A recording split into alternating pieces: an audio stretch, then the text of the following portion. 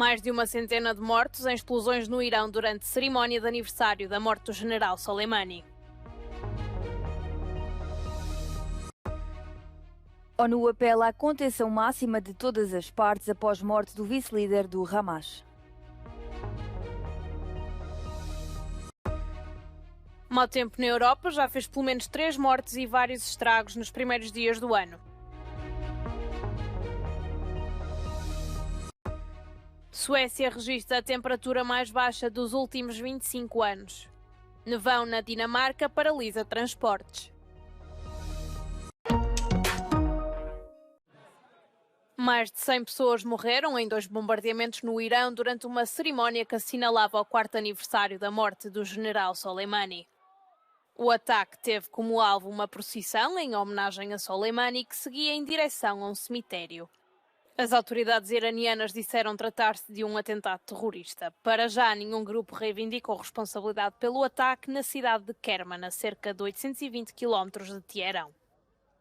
Este ataque ocorre um dia depois de uma cerimónia semelhante em Bagdade, no Iraque, onde Soleimani foi morto em janeiro de 2020 durante um ataque com drones dos Estados Unidos lançado pelo então presidente norte-americano Donald Trump. O comandante dos guardas da Revolução Iraniana ficou conhecido como a personalidade operacional mais poderosa do Médio Oriente. O ataque na capital libanesa, que matou o número 2 do Hamas, fez aumentar os receios sobre a possibilidade do conflito se expandir. O grupo militante confirmou que o seu vice-chefe, Salah Haruri, e 2 outros comandantes do braço armado foram mortos na explosão em Beirute. Salah Haruri, que foi um dos fundadores do Hamas, era o adjunto do líder político supremo e dirigia a presença do grupo na Cisjordânia. O líder do Hezbollah já reagiu às mortes e prometeu responder a qualquer ataque israelita contra dirigentes palestinianos no Líbano. Depois do anúncio da morte do vice-chefe do Hamas, as ruas de Ramallah, na Cisjordânia, encheram-se de manifestantes que pediram vingança pelo ataque, que não foi até agora reivindicado por Israel. As forças israelitas estão a retirar, segundo as agências internacionais, algumas das suas tropas de Gaza e a colocá-las na fronteira com o Líbano. A porta-voz adjunta do secretário-geral das Nações Unidas apelou à contenção de ambas as partes. Because of the escalating tensions and the fragility of the situation in the region, we are calling for maximum restraint from all parties. Em Gaza, os bombardeamentos continuam. Um ataque israelita perto de um campo de refugiados matou pelo menos 8 pessoas. Várias crianças foram retiradas dos escombros.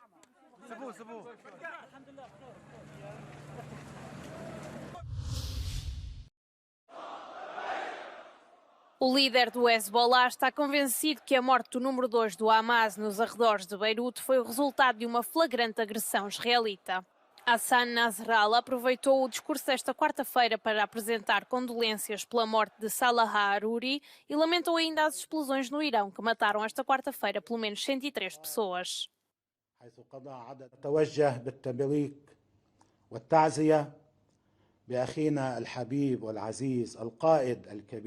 الشيخ صالح نائب رئيس المكتب السياسي لحركة حماس ورفاقه القادة والكوادر في القسام وفي حماس الذين استشهدوا بالأمس في عدوان إسرائيلي فاضح على الضاحية الجنوبية لبيروت. Nasrallah acusou Tel Aviv de querer passar uma imagem de vitória ao matar o vice-líder do Hamas, reafirmando que o assassinato de Salah Haruri não ficará impune. Tel Aviv continua a recusar comentar as acusações de que terá sido o autor do ataque à delegação do Hamas em Beirute. Entretanto, o chefe dos serviços secretos israelitas prometeu esta quarta-feira que a agência vai perseguir todos os membros do Hamas envolvidos nos ataques de 7 de outubro a Israel.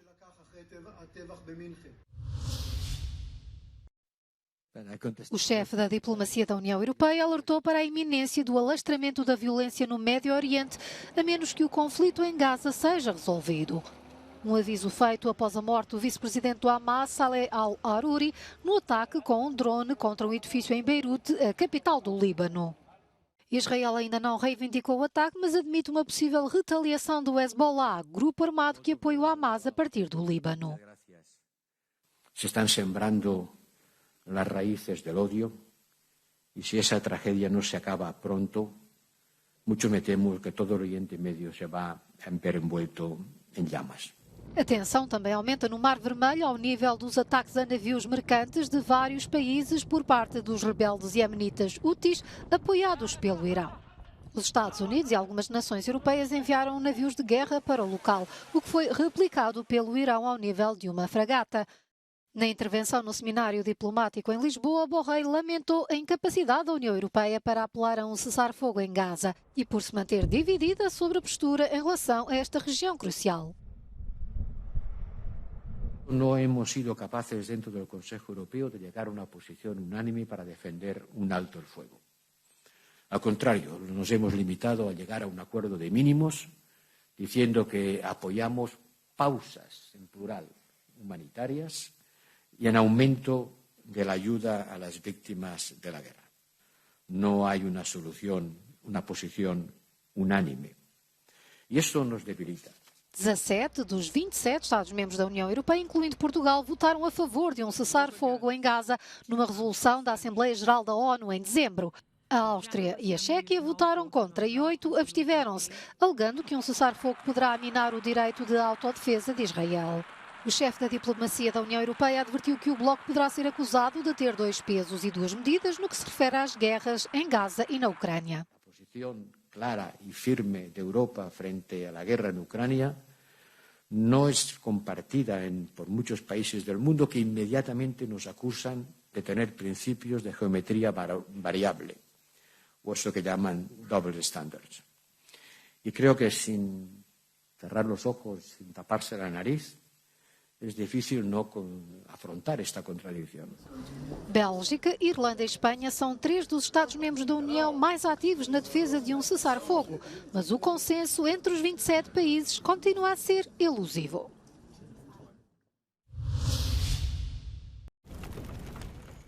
As autoridades ucranianas acusam a Rússia de atacar civis de forma deliberada nos bombardeamentos de 2 das maiores cidades da Ucrânia. Na terça-feira, a capital Kiev e Kharkiv, no norte do país, foram alvo de intensos ataques russos que provocaram a morte de 5 pessoas e deixaram feridas mais de 130. Os ataques causaram grande destruição e atingiram infraestruturas de energia, tendo levado a cortes de gás e eletricidade, tanto em Kiev como em Kharkiv. No seu habitual discurso diário à nação, o chefe de Estado ucraniano, Volodymyr Zelensky, elogiou os sistemas de defesa aérea fornecidos pelo Ocidente, que diz terem permitido salvar centenas de vidas.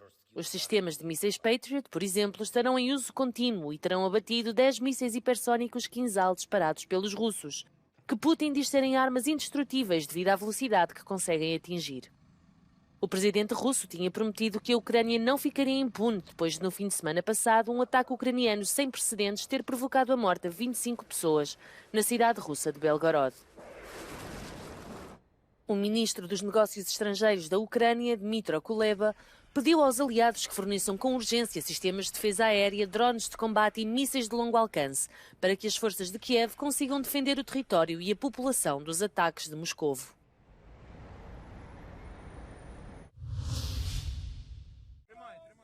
A Rússia e a Ucrânia procederam esta quarta-feira a uma troca de quase 500 prisioneiros de guerra na sequência de um acordo mediado pelos Emirados Árabes Unidos. Kiev indicou que mais de 200 prisioneiros ucranianos regressaram a casa. Já o Ministério da Defesa da Rússia disse que 248 dos seus militares foram repatriados dos territórios controlados pelo regime de Kiev. A troca de prisioneiros coincide com uma recente escalada no campo de batalha, com ataques dos dois lados que provocaram dezenas de mortos e feridos entre civis. O mau tempo continua a não dar tréguas no norte e centro da Europa e já fez pelo menos 3 mortos nos primeiros dias do ano. No município francês de Quimperlé, na Bretanha, a população prepara-se para o pior. Devido às fortes intempéries, o nível da água no rio que atravessa a região ultrapassa agora os 3 metros e as autoridades locais temem grandes cheias como no ano passado. Na Alemanha, grandes áreas em algumas localidades estão submersas há vários dias. Nas regiões da Baixa Saxónia e Bremen choveu de forma intensa esta quarta-feira. O nível médio da água em vários rios subiu significativamente, aumentando o risco de grandes inundações. A passagem da tempestade Henk também tem feito estragos no sul do Reino Unido. Em Greenwich, algumas ruas ficaram bloqueadas após a queda de andaimes e árvores devido a fortes rajadas de vento. Cortes de energia e interrupções nos transportes foram outras das consequências desta primeira tempestade do ano, que deverá durar com maior ou menor intensidade até ao final da semana. As temperaturas caíram esta quarta-feira abaixo de 40 graus negativos na Escandinávia pelo segundo dia consecutivo. Na Suécia, os termómetros marcavam esta quarta-feira 43 graus negativos, a temperatura mais baixa registada no país no mês de janeiro desde 1999. A neve e o frio extremo interromperam os transportes. Man är ju van med kyla, men när det kryper ner under 40 då tycker även jag att det blir kallt. O Instituto Meteorológico e Hidrológico Sueco emitiu vários alertas para as regiões do leste e sul da Suécia. Estocolmo, a capital, está sob aviso amarelo. A Dinamarca também foi atingida por um forte nevão esta quarta-feira. São esperados 70 centímetros de neve em algumas partes do país. Várias pontes foram encerradas e a circulação de comboios e férreos teve de ser suspensa. Além disso, há ainda um aviso de chuvas fortes com risco de cheias.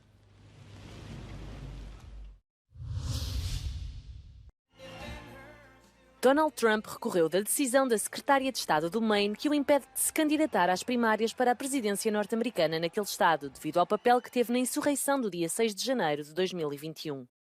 O antigo presidente dos Estados Unidos entrou com um processo na Justiça em que defende que a secretária de Estado, a democrata Shanna Bellows, não tem autoridade para o impedir de se recandidatar e declara que não incitou qualquer motim. A secretária de Estado do Maine baseou-se numa norma antiga que impede os envolvidos numa insurreição de se candidatarem a cargos públicos.